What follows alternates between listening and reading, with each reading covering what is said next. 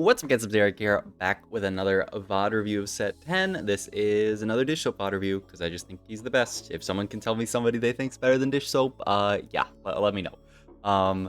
This is a blind VOD review, by the way, just going into it without knowing anything, so yeah, it'll be slightly different from last video. I know a decent amount of people were like, I like when you do both, right? You know, you can do some blind VOD reviews where you're just trying to sort of like guess what the player does and like learn based on like what surprises you, and then other people said, you know, like the other type is cool as well. So I think I'll just do both. That's pretty good. I mean, so far, I don't think anything surprising as far as the units that we're holding. I don't love Emo Annie so much. He's also like really ideally digging for a thing for this Yone, a Heartsteel. He gets dropped a Lulu here, so he is. Ooh, and we're gold per item galaxy. This is something I've talked about before. You can slam items in spots like this to actually make 10, and Dishop actually did it, which is really sick. You can also do this on like minions later as well. So he ends up selling Lulu plus the Yone plus 1 unit to make 10, or plus 2 units it would have to be, or plus 1 unit because he already had 1 gold. And yeah, I like this play a lot. You're not really, I mean, it means you're like definitely playing for Lost Streak. We also see him prioritizing very similar units to the ones he prioritized last game. The one that I reviewed, where he's really interested in this like super fan potential KDA opener. So just make 10, chill here, and then Sunfire, like you're always slamming that. Augment wise, you're looking for something that will play well with Lost Streak. You know, like a rich get richer would go crazy here, an AFK. Like if you get AFK in this spot, it's actually just Jover. Stuff like You Have My Sword and Best Friends, I don't think makes sense from this spot, just because like you aren't trying to play for Streak. So I like rolling those immediately.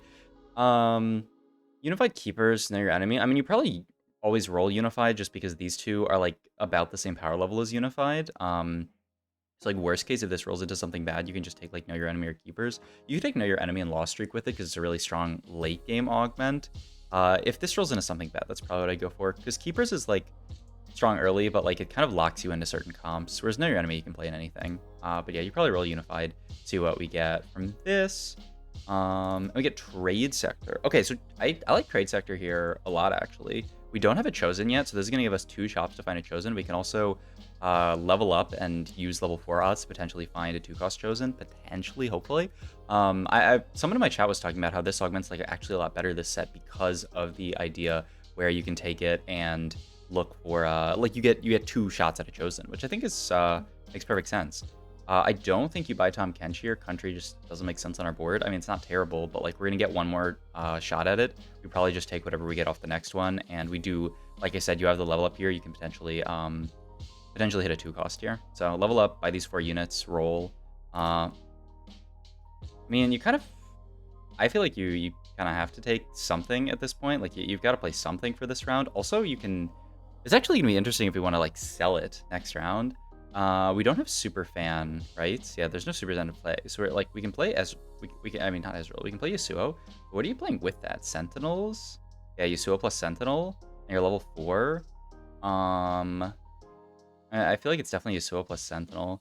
And like, is there a reason to hold this? Like, no, not really. Maybe Yasuo plus Sentinel plus this. Can you make gold if you do that? Maybe. I'll let the game play out a little bit. I don't want to go too giga deep here.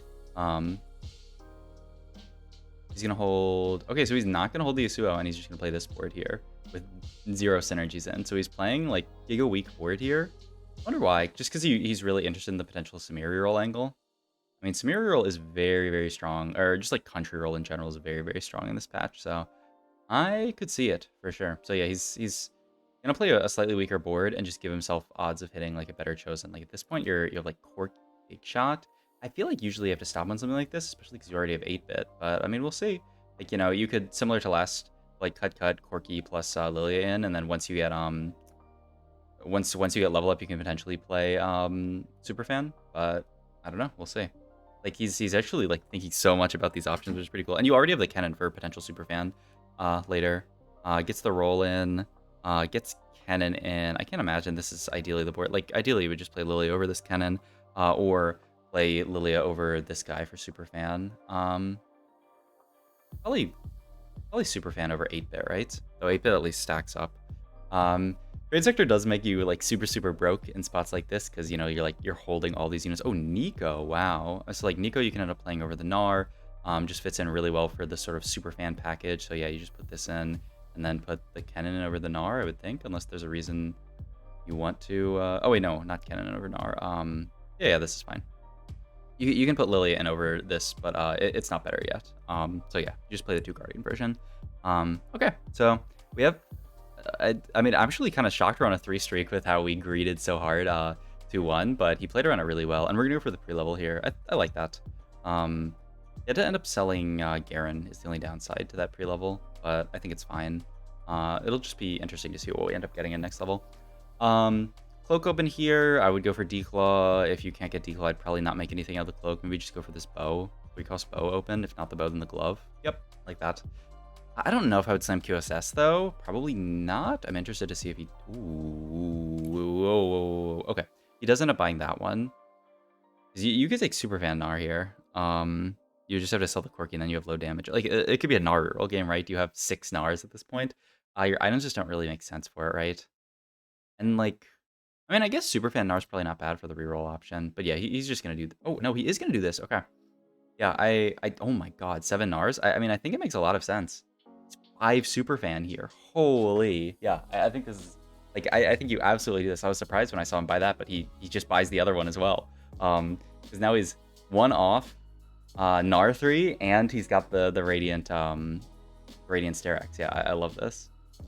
Yeah, I think you have to do this. I was sort of like going off what he was doing, and I assumed he wasn't going to do this, but yeah, I think it makes perfect sense. Ooh, Poppy? Okay. She could be like next level, right? We don't have do we have an open slot here? Because we have to play Gnar plus this. So our open slot is second Gnar, but second Gnar is like pretty good with the Sunfire. So yeah, I think this makes sense. But yeah, it could be like we can definitely play around the Poppy, and then what else do we want to play around? I don't know. Random Sentinel? Looks like he's holding these units on the right side of the board. I mean, that's like the sell side, but he can't sell and make gold here. But yeah, I mean, a little bit sad that we lost our streak. Because if we were on 5 streak from this spot, it would just be Jover. But yeah, pretty cool usage of the trade sector here. Oh my god. Wow. Okay, I think trade sector is really good this set. I need to start taking this. Because like there's so many, especially in a set that's so flex like this, there's so many hits, right? Like something random like Thresh you could get in. I mean, obviously we're not playing for it, but like if you didn't have direction at this point, like you can play around the MFs and play like MF reroll. He does end up selling the Poppy here to make gold. I probably wouldn't have. Okay. Yeah, he just values making gold higher than Poppy, which I think would be like a really, really high value unit on this board. He's looking at potentially QSS slam on Gnar. I mean, if you're not slamming this, you're not slamming anything else, and you can very reasonably play for streak here. You're always gonna have the Radiant Sterex. Is it QSS, you think? Their option is like BT and then hold this glove for something else. I don't know. I like frontline QSS a lot. In this set. I just feel like I feel like you really, really need that CC reduction on frontline. I just feel like there's so much frontline CC that like, yeah, if you don't have QSS on your melee carry, you feel quite bad. So yeah, I like the QSS slam here. I mean, the rod can be Gunblade, I guess, or it could just be something else. You are like you do get some Omnivamp from Mosher, so that won't be the end of the world if you can get to like slightly more vertical Mosher. I don't think Talent Search is very good here. You're really just playing for Gnar here. Term Investor could be interesting and just go like the Diamond Hands on Gnar, but I feel like he's gonna be too low damage in that case. Freaky Friday doesn't seem bad. Infinity Force is just our last Gnar item. I'd roll these two. But I'm curious to see what he does here because this Prismatic is big. Yeah, you do roll those two. Ooh, it's probably just Lotus, right? Wait, he does the Cha, right? Like he's not gonna the heal can't, or the flip can't crit, but obviously like the Wacha can crit. You want ideally a Masha here, I would think, but he doesn't get it, so he just has to play KDA. I think it makes sense. Yeah, Lotus I think perfect here. Like scales really well with the QSS that we've already built, and just another item for Gnar. Yeah, and he's just starting to plan out what his late game comp is going to be. Like obviously you play around these 4 units, but then what else? I assume vertical Mosher, like this, and then you just get as many Moshers as you can get in. Like you play Poppy. Ooh, we're cooking here. Karthus Akali? Yorick? Mordekaiser. That's kind of whoach. Okay. I can see. So, like, obviously, Yeah, eventually Mordekaiser is good, but he's saying I'm only going to play around 2 Mashir this game, and we're going to get, like, Karthus in, the secondary damage dealer. Like, the problem is if you play just completely vertical Mashir, is that you're going to be low damage. Like, your Gnar is going to be your only source of damage, and he probably is thinking of this Rod becoming, like, an item for Karthus or something like that. Like, a secondary AP damage dealer would do a ton of work here, like Karthus. I'd really like to see this board in action, the one that he's hovering here. That would be really, really cool. It also gets they probably gets KDA in. That's so sick. The other kind of awkward thing here is if you don't make like a Rod item for Gnar now, which you just can't, there's no good Rod Gnar item. Yeah, Chain Vest here seems fine. You're not going to have the ability to pop off this this Sunfire. Like if you make Gnar 2 here, you're always gonna have Sunfire. It's almost a little fortunate that he hasn't hit yet. I would think, oh, maybe Mashir's not better here. I would think Mashir's better than KDA here. I still kind of think it is. I'm surprised he isn't playing the Urgot over the Evelyn. Yeah, I'm surprised. Maybe it's an oversight, or maybe he legitimately thinks KDA is stronger here. Because like obviously KDA is benefiting the Nico and the Lilia a lot. But I feel like Mashir onto 2 Gnar 2s has got to be worth it. But I don't know, maybe not. Okay, I'm actually like a little bit happy that we haven't hit here. Like maybe it's low roll. I mean, it's kind of surprising that, you know, like we haven't hit Gnar yet. But like it's kind of nice because now we can actually make a Gnar item and then pop off this though I guess now that I think about it, you can always use Superfan to pop off a Gnar item. The only downside, and you can just do that on any minion round. The only downside is if we don't do it on minion round, then you are forced to you're forced to sort of like sack around that you would have Gnar in. So yeah, he's gonna end up doing this all, which I think he doesn't have Superfan in now. I'm not really sure what this is for. I guess just to start pivoting his board. He gets the Gnar there. The item does go on. I wish he would have put Superfan in there so that it would have popped Gnar items off. Though I don't know how it would actually work, like what order it would go in. It might not go in the order that you want. But yeah, as long as he has Superfan in here, he ends up making the Titans, and that's just going to end up popping off the Radiant Sterak's here. So really, really smart stuff to play around the Superfan's ability to pop off items, because I was trying to figure out what we were doing with the Sunfire, but like it's just going to pop off with Superfan. But we are basically playing down an entire trade here, so it makes sense that we lose this fight. He's also rolled for a lot of stuff. Ooh. Heavy hitters? I mean, it's probably not either of these. I mean, isn't this perfect for Gnar? A bunch of AD and AP. Like, he's going to be very, very he's going to jump, get a bunch of max HP. Like, surely it's this, right? I mean, this is awful, actually. I hate this augment so much. But yeah, I have to imagine that he's just going to take heavy hitters for tons of stats. Like he's like, how much HP was it? I mean, it's how much HP is he right now? Like 3k. How much is it? It's 80 and AP equal to 1%. So that's 30 AD and AP, and then when he jumps, he's gonna get way more. Like he gets like 800. Doesn't that scale up at 3-star? I think, and then like I don't know. Okay, so he doesn't want heavy hitters. He actually thinks that's gonna be higher value, which is quite shocking to me, but maybe it is. Obviously, like this benefits the rest of the team, whereas the other ones don't. And yeah, he can go to level 8 here, and now he's playing like basically the exact board that he cooked up, except he has Karthus items sitting on this Kale here. Or, I mean, he has no items for Kale, but Kale is just gonna item hold for Karthus, and then eventually we'll get that in. Pretty cool board. Wait, who's our Mosher we have in right now? Because later it was gonna be Yorick. I guess level 8 board, he just has a random Mosher in. Yeah, he has Poppy in. So then what's his board going to be? Because Yorick fulfills both of these slots, and then you're just going to play Karthus anyway. You're just going to play Karthus, and then Yorick, and you're going to play 4 out of 5 Penta, maybe? I guess at that point, you can cut Mordekaiser and get Blitzcrank in, and then Blitzcrank can hold your tank items? I guess so. I mean, we get to see Gnar 3 in action. Really, really cool board that just so built around the Gnar. I really like this. Items-wise here, I think you just want some of these skills with game time. Like, I think something like an Archangels would do a ton of work here. I would have probably slammed Nashers and then just looked to go Archangel Nashers. We can't get that. So we can't even get JG either. Ugh. I mean, Death Cap, I guess, is okay. I mean, surely it's Death Cap, right? I guess ooh, wait, but you can't really... Does Ziggs do anything? Like, like, I mean, I guess Ziggs could be an AP item holder, but he just has 0 synergy with the board, right? We're never getting Dazzler in, I don't think. So yeah, I don't really know how we're going to play around Ziggs. But yeah, I mean, Deathcap's fine.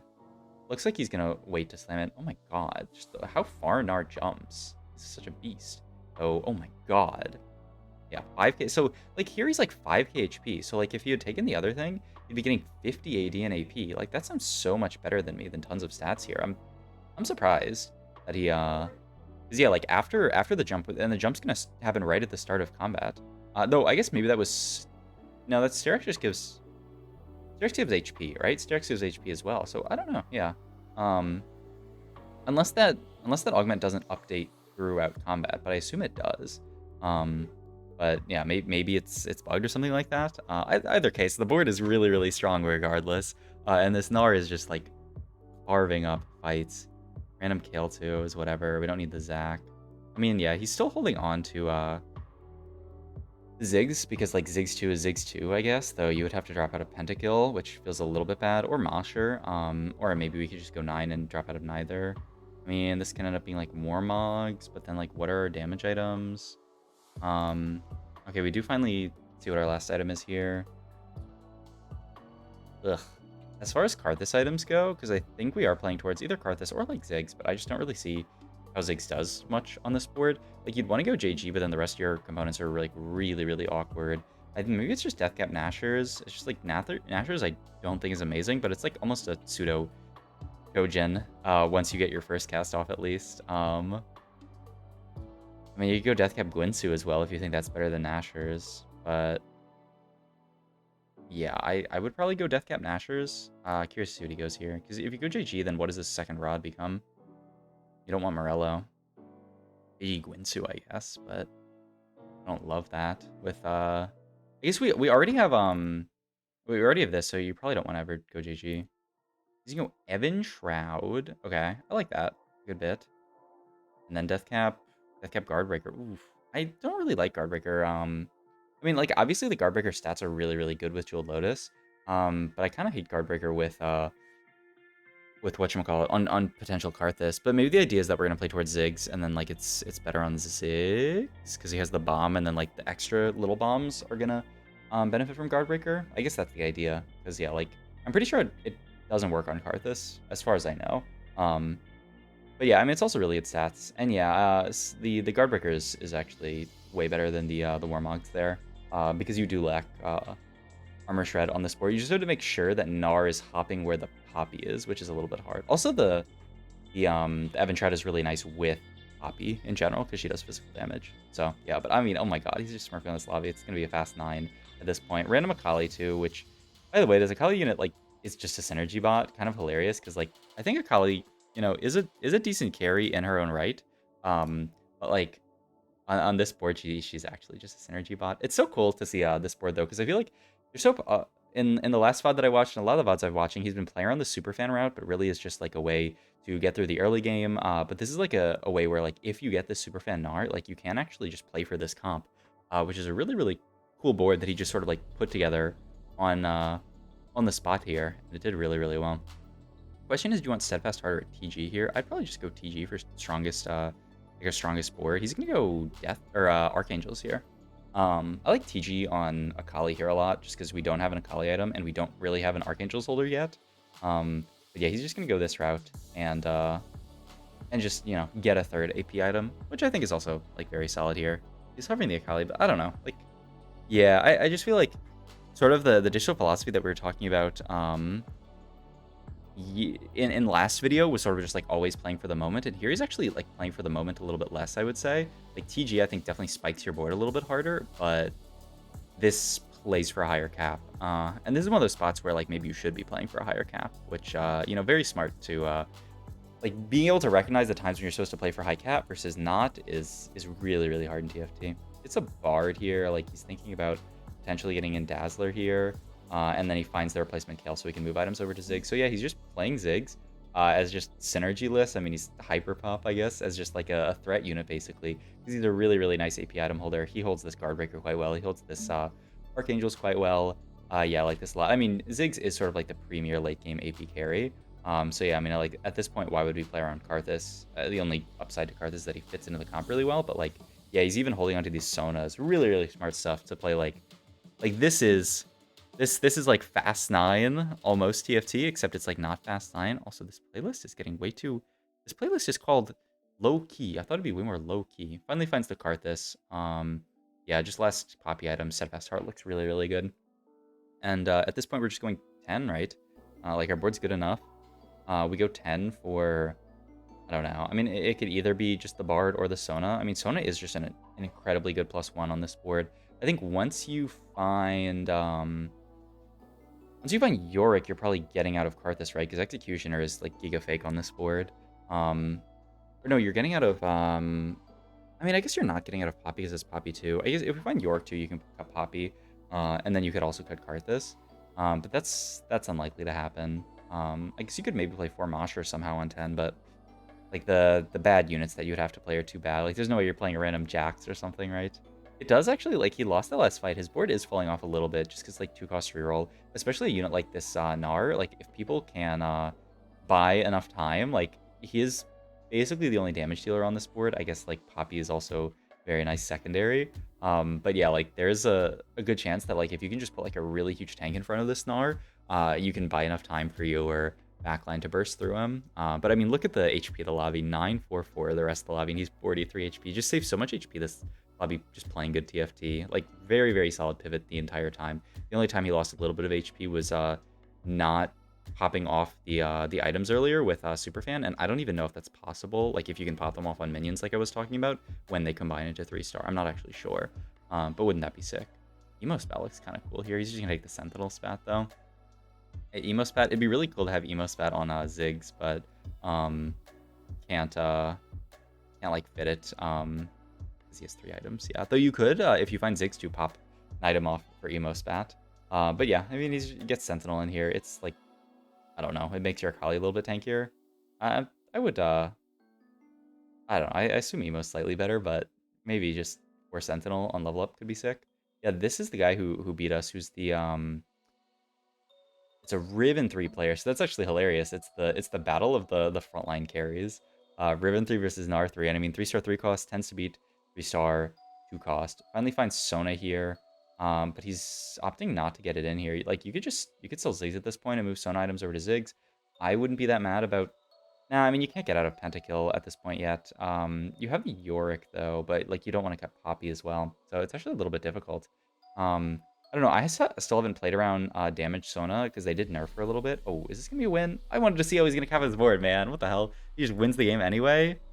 All good, all good. I mean, really, really cool game to show off a really, really interesting reroll comp. Hope you guys enjoyed this video. If you did, please like, comment, subscribe, check out my Twitch, all my other links down below. Thank you, thank you.